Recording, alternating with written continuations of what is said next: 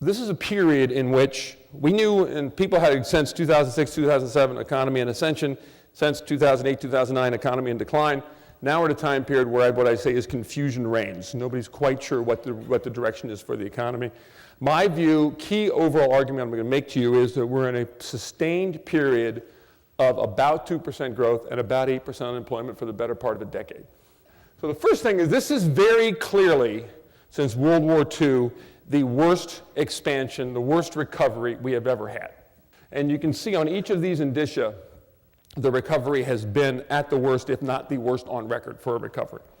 And we've lost about $1 trillion of potential output as a result of it. This is a very unique experience in our lifetimes. We spent 30 years accumulating weight called debt at every sector of our society, and now we're 150 pounds overweight and have to spend a decade getting our act back together again. It turns out that this is not a new story. As history tells us that this is almost certainly what we're going to experience over the course of the next decade, of which we're about 2 to 3 years in now. Why is that? Okay, so what I'm going to do now is take you through an x-ray of the parts of the economy that are the biggest drags on the economy, where the structural problems are resident, and show you why it's just going to take a lot of time. So if you see here, if in 2005, when you bought a house, consumers expected 7% increase in housing prices.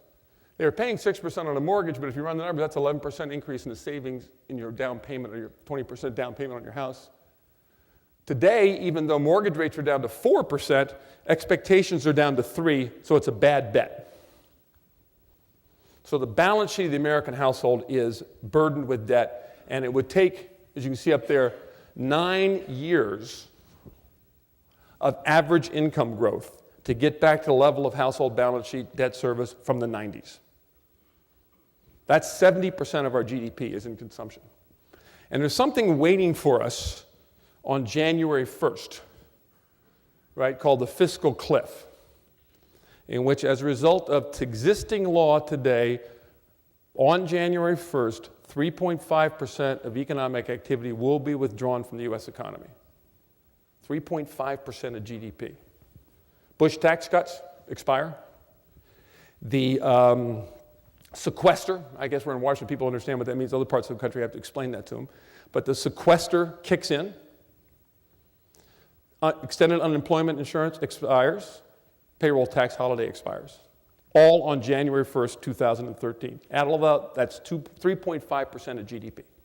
And it's really, really important to get one of these budget deals that starts to make that problem go away, because I'm quite certain that a meaningful impediment to economic growth is a loss of confidence in the business community associated with government inaction on this key issue.